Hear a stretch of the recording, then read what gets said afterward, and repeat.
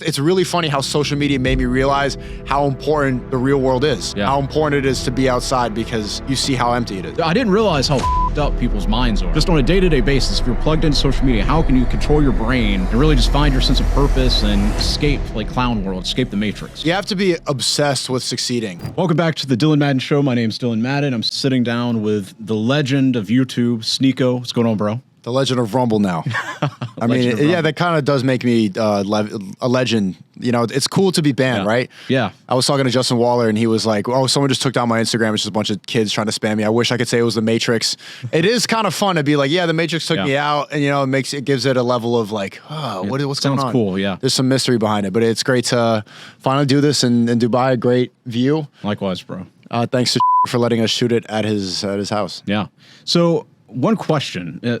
Most people, everybody, they see people like you and they're like, I want to be a content creator.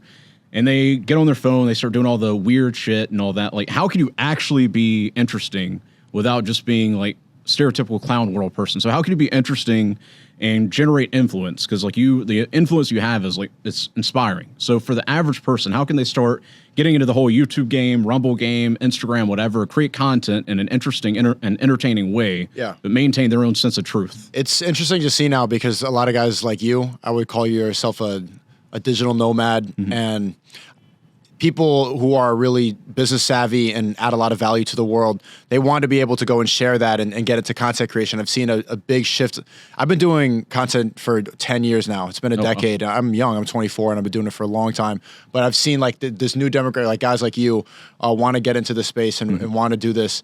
And I think that, I think you're going about it the right way. Yeah. I think the best way to have longevity, and I was talking about this with Myron, shout out to Myron for producing the show behind the scenes. He was saying, you guys. Okay, the producer. We don't swear here. There's a mosque right here. This is a peaceful place. I don't know what. I love everyone personally, but the way to do it is to add value. And I think that's the best way to go about it. Of course, you need to be entertaining. Myron, for example, is a little bit like cop autistic. He's setting it up like an interrogation room, very to the point, matter of fact. Everything is like, this is the way, the wage gap, feminism. And it's good because he's adding value. He's telling you the truth about the world. But you need to have a little bit of personality. There needs to be something genuine about it. A lot of people in Gen Z, they like the relaxed feeling. They want to see something real. And if you can be genuine in a world, because everything on social media is a lie. Instagram is just 100% lies. So if you can be yourself in front of the camera and not have to really put on a persona and also add value to people's lives and be interesting and have something to share, and people will benefit after watching something that you've done, you will be able to last forever. But the people who are just doing cornball stuff, the people who are just acting, the people who are just there to be a spectacle and be a show and to be something to be looked at, it's not going to last, and you're going to crash out. There is zero reason for you to rely on a 9-to-5 in 2023. Number one is you lack any control on how long you're going to have that job. Number two, your pay increase doesn't even keep up with inflation, taxes, and all the expenses that go with putting gas in your car to get to your job. Number three, you are stuck in one location. There's no reality where you can just travel on a whim. But hey, maybe you like condensing your vacation into a 1 to 2 week period. I don't know about you, but for me, I want to be able to travel at any time. And I realized 4 years ago that the 9-to-5 was not going to get me the life that I wanted, and so I had to figure out a solution. And I found that solution. Not only did I find that solution and change my own life, but now I'm helping over 80,000 other people around the world in every time zone do the same thing that I'm doing. It's called freelancing. Freelancing is essentially offering a skill in exchange for money, freeing you up from having to go clock in, clock out. Now you can trade a result for money. Meaning, if it takes you 30 minutes to do something, you're going to get paid the same amount, whether it takes you 2 hours to do something. You are in control. But Dylan, what if I don't have any skill? Perfect. I've put together resources that will help find the perfect skill for you. And then once we find the best skill for you, I'm going to give you step-by-step what you need to do to take on your first client. But Dylan, I already have a skill. Great. I can get you fast-tracked in the next 30 days to where you're working less while earning more. So here's what you're getting. You're getting hours worth of video and text-based content. Not only that, but I drop daily lessons on your unique situation, meaning it's constantly up to date. You don't have to worry about, oh man, this is so outdated. No, literally every day I'm putting out content and lessons built around your unique situation that you are currently going through. And not only are you getting hours worth of content and daily lessons, but you're also going to be having access to a team of dozens of people I've brought in Doesn't matter your time zone. It doesn't matter what time of the day. They're online and they can help answer your questions. Plus, you're having direct access to me at a level that most people pay me thousands of dollars to consult them for their companies. You're getting that kind of access to me on a day-to-day basis. So how can you get involved? Click the button below and get access to the Freelancing Campus. I look forward to seeing you inside. Like for me, as an example, I'm starting to kind of go towards the influencer route. Like for the longest time, I've been doing like value. Here's how you make money online. Here's how you close clients. And I started watching you and even like obviously Myron and Fresh and stuff and Andrew Tate. Like, okay, I think I need to add a little bit more entertainment value. And for me, I've started finding my own way to do it without being like a persona.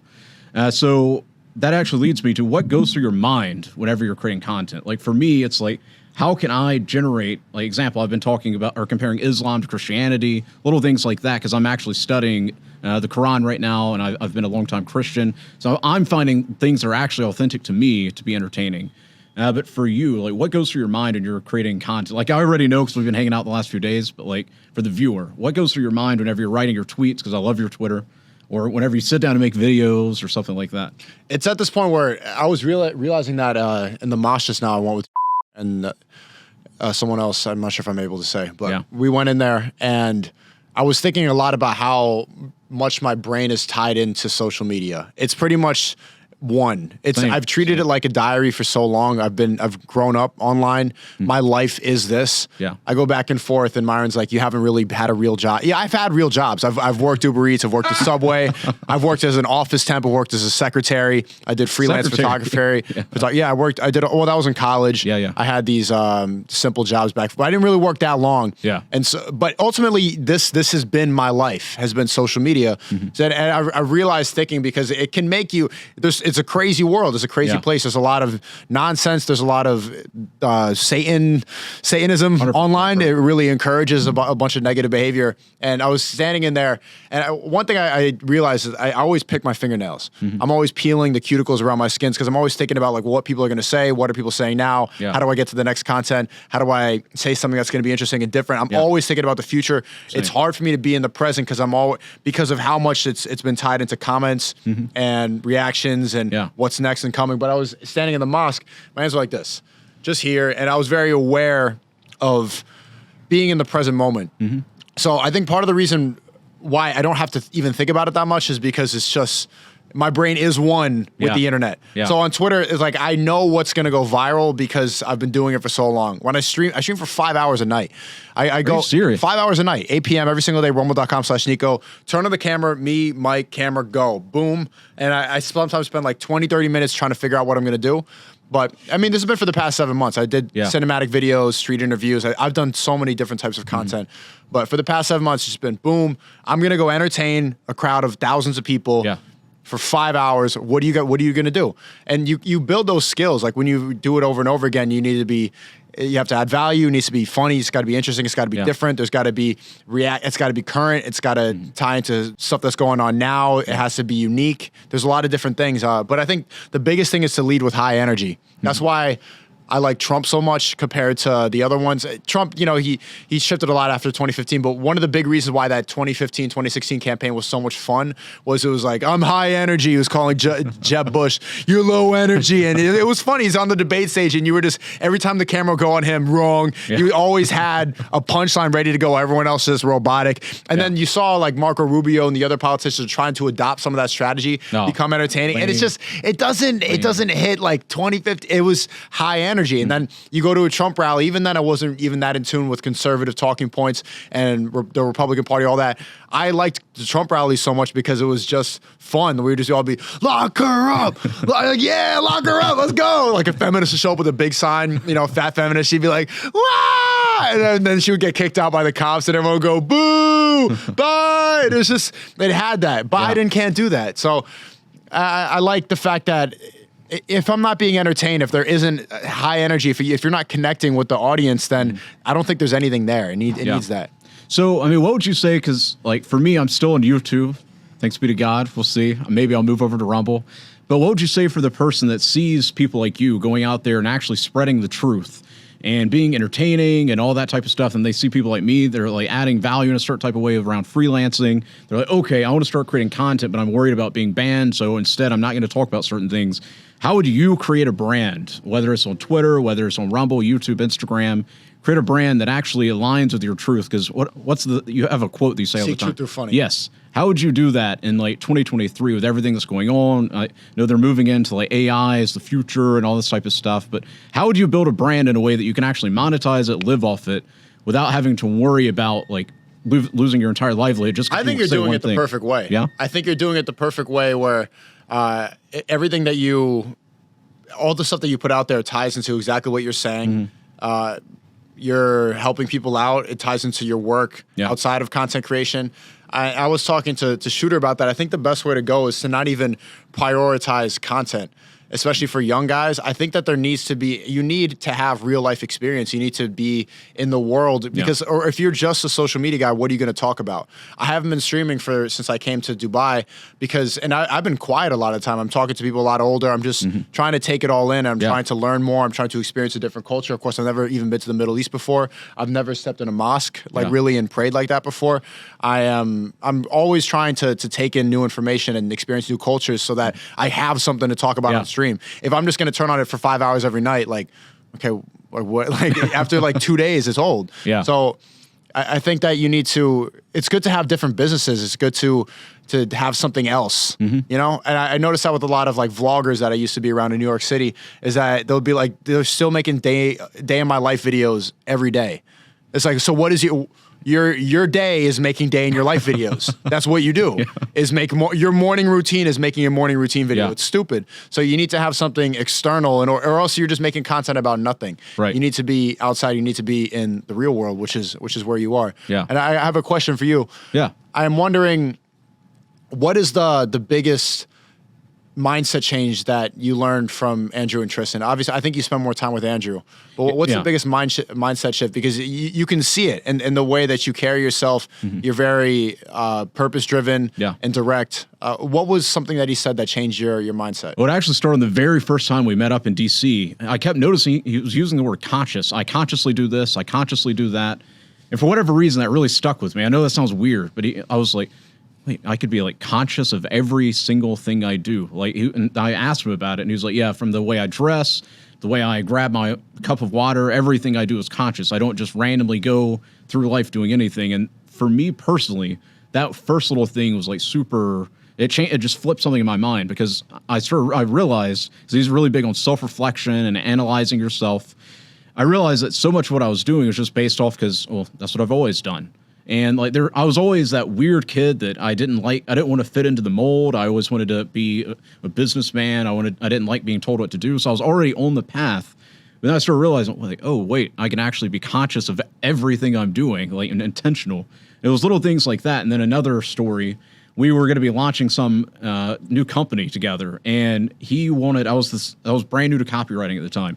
And I was like, okay, we need to have a perfect funnel set up. We have to have all the emails set up. We have to test the product. We have to do this. We have to do this. He's like, no, I want to have by first thing in the morning when I wake up, because I was always the guy, first one up, last one to go to bed. He was like, I want to have some basic page, some emails done, and let's fucking launch it. And I was like, oh God. And I stayed up all night. I was so anxious. I didn't even sleep that night. And then we launched it, and it was at the time, it was one of my biggest like successes as far as like some of the stuff we were working on. And that taught me that all you have to do is, you don't have to sit there and like be autistic about like getting the funnels just perfectly, the emails perfect, all this. It's just speed. Like we literally I put together, it was like a click. Do you know what ClickFunnels is? Explain it. ClickFunnels, for like all the people that are watching this, is basically just a really easy way to put together landing pages, sales pages, funnels, all that type of stuff. So I sat there. So it funnels into the buy button. Yeah, exactly. So, and I think there's better things than ClickFunnels. I still use ClickFunnels because I've literally made thousands of ClickFunnels pages. But you can set up super easy web pages where you can go through. It's all fancy. Then click all the cool buttons, all that type of stuff. You can custom code it and shit.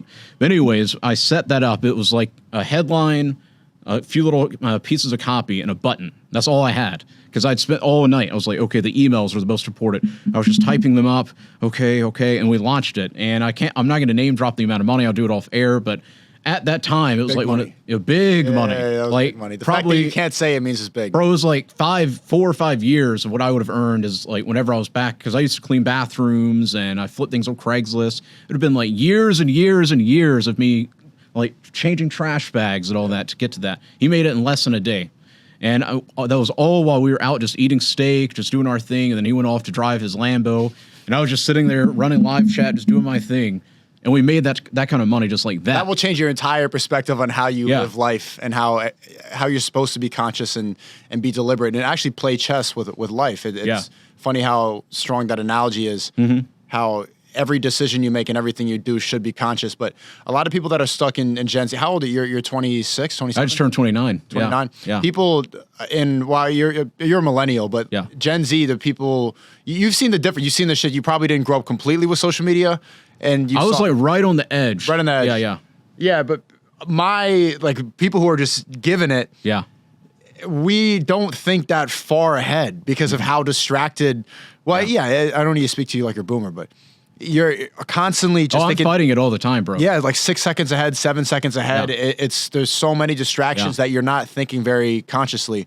But there needs to be a direct purpose with everything you do, or else like someone else is just going to surpass you. Oh, 100%, bro. Like for me, because I'm so on social media now, it's like I'm on. Like I'll find myself watching my story, watching your story, get off, and I'm like, Dylan, what are you doing? And then I'll start working. 10, 20 minutes, and before I know it, I'm on Twitter tweeting again. Like I tweet first thing in the morning, as soon as I wake up. Oh yeah, you notice. Yeah. Like, and I'm like since moving here, actually, I'm like, Dylan, you need to chill out. So like, and right now I'm setting up systems where I'll just type out tweets and send it off to a VA, and then I've got another person like schedules the tweets and all that. So I'm consciously, I like that word, trying to use systems and all that to separate myself, because I don't know if you've noticed this, but like if I spend a lot of time on social media, my brain actually starts like, I'm not going to say it destroys fries my brain. Like my focus. That's when I start picking the fingernails and I bite my nails. It's something I've been trying to fix as well. But like the more time I spend on social media, sure, I'll gain more engagement and all that type of stuff, but it literally fries my brain. So, like, how do you manage that? Because, like, I'm just used to it. I've just been doing it for so long that I'm just wired in to deal with it. But I think it gives you a competitive advantage to a lot of people, because if you understand what people are talking about that much more, then it's going to have a different product than other people. It's just effortless at this point. Yeah, 100%. Even after the cancellation. Yeah, even after the cancellation. Yeah, actually, you said something earlier that I wanted to speak on. You were talking about how people, they want to be like an influencer or whatever, but they don't actually live an interesting life. That was actually something I made a switch on probably 2.5, 3 years ago. I was trying to do the whole social media thing, and a mentor of mine reached out to me. He's like, dog, like, I know some of the clients you're working with. Fuck social media. Focus on building a service. Build the service, get your money right, then go do the influencer thing. Because at that point, you'll actually be able to live an interesting life. You'll have plenty of experiences. You'll have traveled the world by that point and done all this stuff.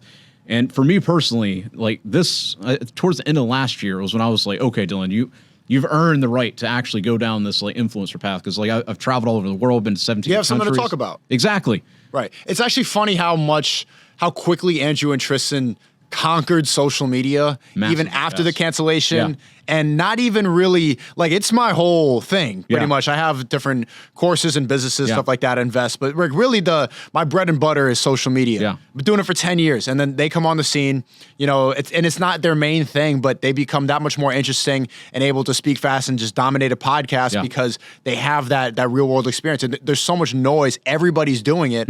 So spending more time specifically on that does not mean that you're going to be better than other people. It means that you're going to be like following the trends and saying stuff that other people are saying. But in a world full of so much nonsense, there needs to be something positive, something different, something that's out of the norm. And actually, it's funny how much of a competitive advantage they can have not being online so much, because people are tired of hearing guys like me all the time playing Twitch all day, gaming, beating off, making the same jokes. No cap, bro. For real, on God, like, it's just so, and then they step up and just conquer all of it, and then you see the effect about how jealous everybody gets and how they try to belittle them and try to say that they're grifters, but it's important. It's so important.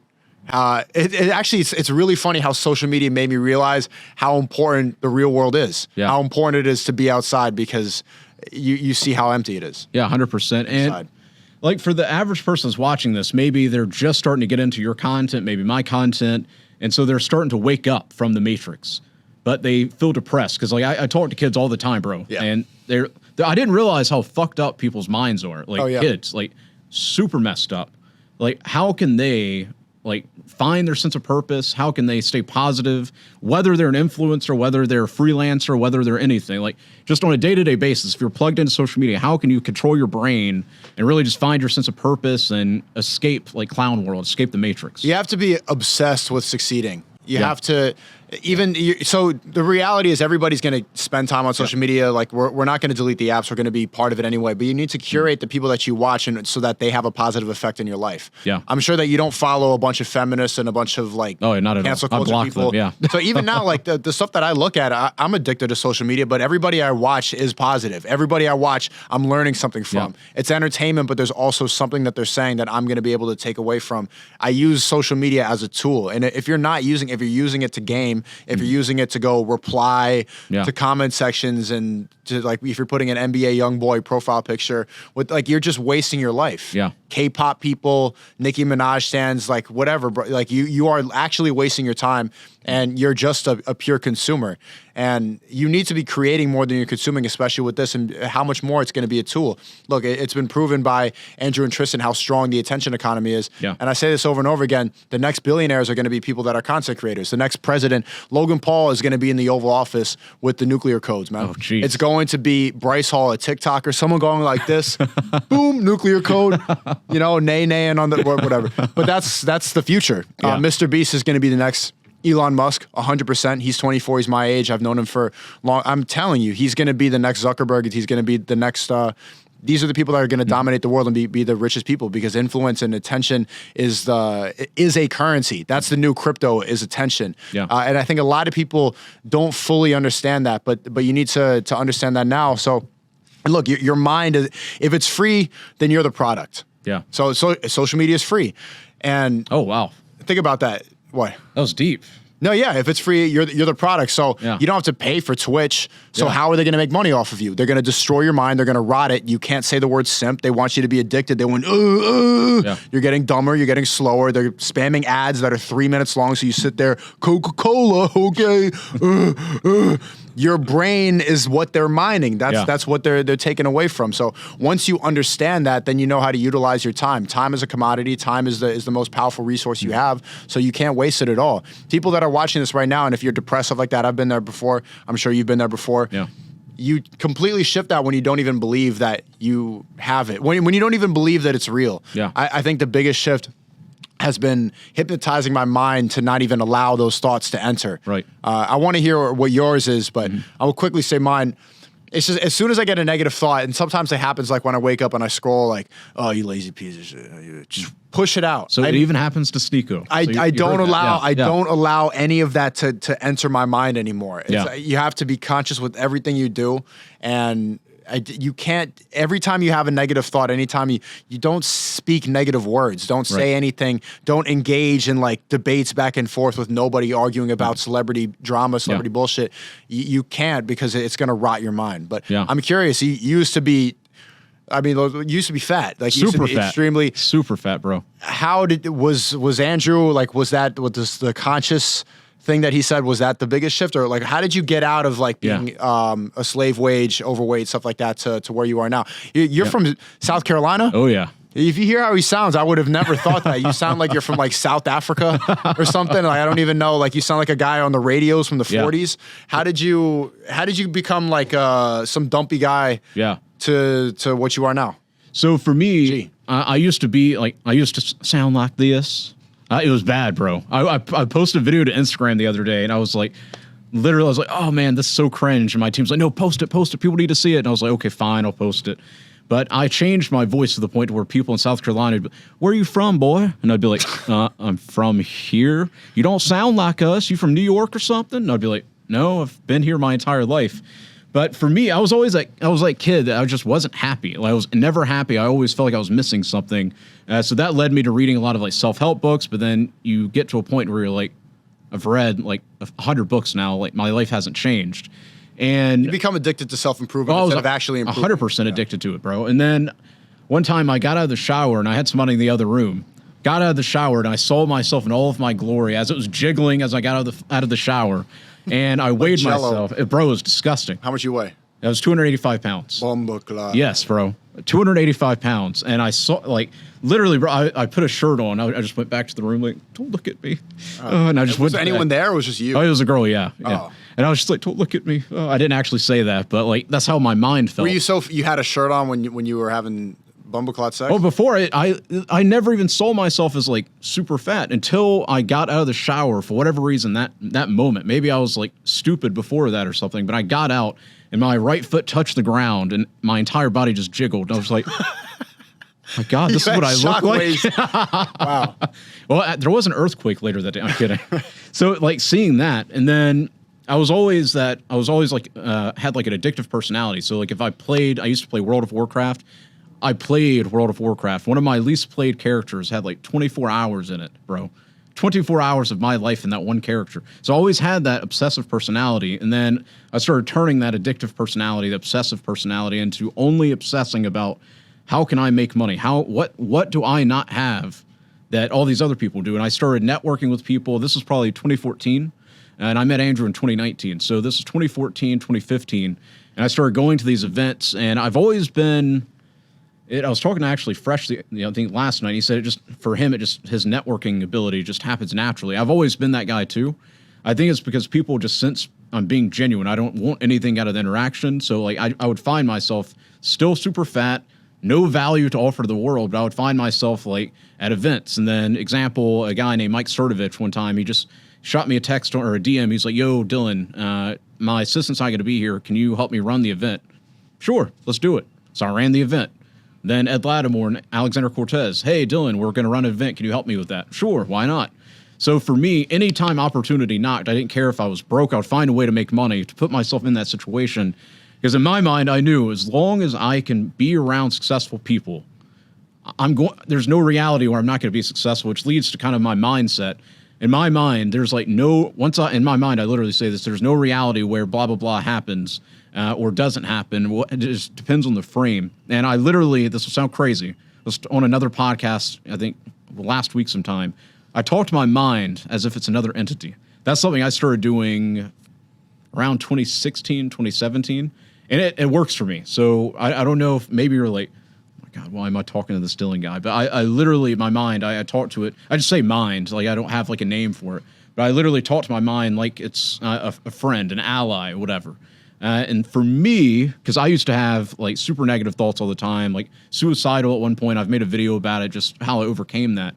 For me, my mind's always been very powerful. I'm always thinking. I'm always observing. That's why sometimes I tend to be a little too quiet. So I'm just constantly just absorbing and studying everything. But for me, looking at my mind is almost like an ally and a friend. Like it's my tool that I can navigate the world with. And directing it instead of it directing me, because a lot of people are watching this. They wake up, their mind tells them, "Oh, you're a piece of shit. Oh, why you don't deserve to be rich? You don't deserve this." A lot of people's minds, they allow the culture to. Yes. They ride the wave of whatever the culture's doing. Whatever Rihanna's wearing, they have to respond to it. Whatever's trending on Twitter, like did you? They live for what other people are doing in the current trends. Yeah. Because thinking is a hard thing to do, and directing your mind in the right direction. Yeah. It's a difficult thing to master that. And I've noticed how many people will actively avoid having to think for themselves because they just read headlines. Yeah. They read, but also they don't want to go through that self introspection. They don't want to have to analyze. It's one of the hardest things that a lot of people have to do, especially with how many distractions are out there and how easy it is. Especially if you start getting those uncomfortable thoughts like, oh, I'm a fat piece of shit. Yeah. Oh, I'm late. I'm not doing anything. Boom, here. Yeah. More distractions. Someone else is twerking. Yeah. Something else is going on. Yeah. The escapism is getting worse than ever. Well, it's just going to keep getting worse, which is why I'm glad that we're sitting down having this conversation. Because, especially you, like the way you're navigating, like it's really, something I've admired about you is you were like this entertainer or whatever, but like you really came into this. What are you going to call it? Red pill. I would say red pill. Yeah, the truth. Yeah, you've really came into this like truth space where you're waking people up and since you've lived on that side of the world or in that world, you can now speak to like the kids that are like addicted to it. Because I know nothing about Twitch, but you can actually speak to those types of people. I'm beginning to get exposed to like the younger generation, see how like messed up their minds are. But like, well, I think that's my appeal is that I'm somebody who's made it out of that social media distraction world. Yeah. I started off with red pill content. Funnily enough, like I've been doing it for so long. If you look at the videos I made when I was 14, 15, it was called, I had this video called, it's all in the Creativity Kit now because they canceled it. It's too bad, but a teenager's ambitions and a teenager's aspirations. It's me, 14, camera mic in my room, like, I don't want to work a job. I just want to do it. I don't want to be 40 and regret what I didn't do with my life. What's the most important thing you could do? I'm 14 saying all this stuff. Jeez. And then I'm 15, I'm talking about how feminism is a lie. Why would they call it humanism? Why are they trying to uplift women more than men? Like, I was just analyzing the world. And those are my favorite videos. I was in there and I would finish it. A lot of people would say like, oh, you're misogynistic. They'd say I'm racist. They'd say like, oh, you're being too harsh. Like when I would say like, you can't be a lazy piece of shit. I was 14, like, I need to go make it for myself. Like, oh, why are you being so harsh? But I would be like, yeah, this is the right thing to do. But then there were a couple of years where I kind of got dragged into this world and the woke thing, and it was just this back and forth and getting addicted on social media, and then being in college and not knowing and giving up. I gave up for like 3 years, something about that. I didn't upload. I had maybe 27,000 subscribers, which was like one of my proudest things when I was a young teenager. I had this pillow that I sat on. And I bought it with YouTube AdSense. And I'm like, look at this pillow. Like, I bought this with Call of Duty commentary money. And then I stopped for a while, and I was just on this path of hedonism. I was in college, drinking all the time, partying, and just looking for validation and stuff like that. And it made me, that's when I was really depressed, and I had no specific direction. But the fact that I can speak to that, and I understand how powerful this is and how to get out of that with the right mindset, I think that's I think that I'm very effective, and I think that's why they cancel me, like, is waking up the teenagers, those people who are sitting there right now playing Fortnite all day long. They know that they want to do something. They're not sure what it is, but they don't. Nagging feeling, there's that nagging thought, and they're just playing games all day, and they, they're watching instead of, they have that thought in the back of their head, and I know exactly what that voice is because I tapped into that at a very young age. So I think that's an effective thing, but the Matrix, they will bring you in. And when you get that nagging voice, they will actively try to shut it out as much as possible, put it away, and then suddenly you wake up and you're 40 years old. You're in a relationship that has no sex. You're with a wife that is controlling you. You're a debt slave. You're paying taxes in a bracket that you shouldn't be in. You're not in a nice house, and you gave up on your dreams. Men will so quickly give up on all their aspirations and goals and dreams for a little bit of dopamine, so that they can watch the game and drink a beer and be like, Brady, Tom Brady, or some or to go to the strip club, and like you see him in Vegas, like you see him at the casino just to sit hunched over. No, it's disgusting. Boom, boom. They'll throw away everything for just some quick satisfaction. So I want to get those people right now before they give up, and before they because that's what it is really. Everybody has that nagging thought, like, I want to do something, I want to create, I want to stand out, I want to add value to the world, and then they end up choosing the easier, to let someone else think for them. And so if you can get those people before they give up, before they go down that route. So what would you say if somebody's like 25, 26 years old, and they've had that nagging feeling, but they don't know anything. It's not too late. It's not too late. Even if people in their 30s, I don't think it's ever too late. I think in your 40s. So even like 40. I've seen people wake up like in their 40s and 50s. I've seen people like come up to me at the Fresh and Fit party, for example. The guy's like 40, like, I just got out of a long marriage. Like, thanks for what you're saying. Like, and they have this, you can have a red pill awakening like any time in your life, man. There's movies about it, like American Beauty. Kevin Spacey, like in 1999, there were all these movies about guys like late 30s, early 40s. They're in a job they don't like. They're in a marriage that is loveless. And then they have this sort of awakening, and they embrace masculinity. They start to lift weights. They have jobs that are outside, Office Space, Matrix, American Beauty, Fight Club. All these films, that was about that specific Truman Show, where they embrace what they're naturally supposed to do. I don't think it's ever too late. 25, 26, man, light work, man. Yeah, light work. So you live in the Matrix essentially right now in Miami. What have been your thoughts of Dubai? Because I heard Miami is as outside of the Matrix in the United States as I think it gets. in the United States at least. You know, live in a nice apartment, a lot of beautiful women everywhere, great weather, lower taxes, have a gun. You know, I'm able to America. I get the freedoms and stuff like that. I wake up when I want. I have amazing food, stuff like that. But Dubai, it's been a couple days, and this is I understand why people who are red pilled see this as like the utopia. And I've been considering getting a spot here. I think there's so many. It just is the obvious choice right now. Okay, so I guess my last little question is we got to go grab some dinner and some shisha. What would, like, if for anybody that knows of you, like, how can you best help them? Like, whether they want to get into the social media space, whether they want to start making money, like, do you have anything that you could direct them towards? Yeah, of course. I mean, you can find me rumble.com/Sneako and thecreativitykit.com. Okay. That's where I teach. We have different professors like e-commerce, crypto, and editing, stuff like that. Of course, I've mastered editing, and that was a big part of my career. And I know how to. I know how to make money online. That's what I'm good at. That's what I've mastered. If anything, I know I didn't have a matrix job like Myron, like he's saying, like you don't have real world experience because I worked as a cop for 30 years or whatever. My experience is making money online, so I teach that. And especially, I'm the content creator specialist. I know how to use the attention economy for your advantage, and I think that's. I think all the future billionaires, we're gonna look back and be like, "Yo, remember those days back on YouTube and Rumble when we were doing this? Like now we're here. Look what we built, doing the right thing online." Awesome. Well, thank you. Thanks, Dylan. Let's do it again. Awesome. And if you'd like to see more videos like this, go ahead and click right here. Otherwise, subscribe, and I will see you in the next video.